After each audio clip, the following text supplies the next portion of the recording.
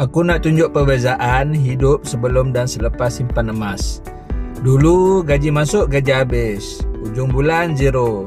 Kecemasan, terpaksa pinjam kawan. Tak ada simpanan, tak ada aset.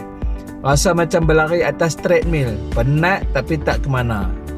Lepas tu, kawan juga yang introduce Gap Public Gold. Aku cuba RM100 sebulan. Rasa macam tak buat apa-apa pun.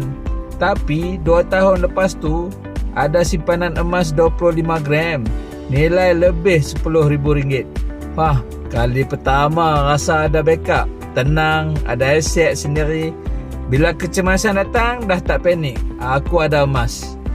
Masa tu tak kaya lagi lah. Tapi aku dah start. Starting point tu yang ubah segalanya. Korang pun boleh. Tekan link kat komen. WhatsApp Nora aku sekarang. Buka akaun Gap percuma hari ni, okay?